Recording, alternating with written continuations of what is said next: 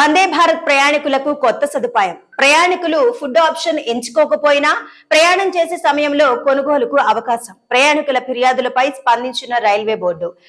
ఐఆర్సీటీసీకి లేఖ రాసిన railway board Vande Bharat రైళ్లలో ప్రయాణించే వారి కోసం భారతీయ రైల్వే కొత్త సదుపాయాన్ని తీసుకొచ్చింది. ఇక నుంచి అందులో ప్రయాణించే ఏ ప్రయాణికుడైనా టికెట్ బుకింగ్ చేసుకునే సమయంలో ఫుడ్ ఆప్షన్ ఎంచుకోకపోయినా ప్రయాణం చేసే సమయంలో వాటిని కొనుగోలు చేసేలా అవకాశం కల్పించింది.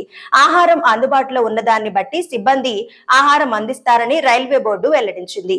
ఈ మేరకు ఐఆర్సీటీసీకి రైల్వే బోర్డు లేఖ రాసింది. Vande Bharat train ticket book చేసుకునే సమయంలో మీల్స్ అనే ఆప్షన్ చూపిస్తుంది. కొందరు వేరే ఆహారాన్ని చూసుకోవచ్చనే ఉద్దేశంతో ఫుడ్ ఆప్షన్ ను స్కిప్ చేస్తుంటారు. అయితే ఒక్కోసారి ఇలా చేసుకోవడం వల్ల రైళ్లలో డబ్బులు ఇచ్చి కొందామన్నా కూడా ఆహారం ఇచ్చేందుకు సిబ్బంది నిరాకరిస్తున్నారు. డబ్బులు చెల్లిస్తామన్నా కూడా సిబ్బంది ఫుడ్ ఇవ్వడం లేదు. దీంతో ప్రయాణికులు ఇబ్బందులు పడుతున్నారు. దీనిపై ప్రయాణికుల నుంచి వస్తున్న ఫిర్యాదుల నేపథ్యంలో తాజాగా రైల్వే బోర్డు ఈ సదుపాయాన్ని కల్పించింది. అంతేకాకుండా రైళ్లలో ప్రయాణికులకు అందించే ఆహారం పరిశుభ్రంగా ఉండేలా చర్యలు తీసుకోవాలని కూడా ఐఆర్సీటీసీకి సూచనలు చేసింది.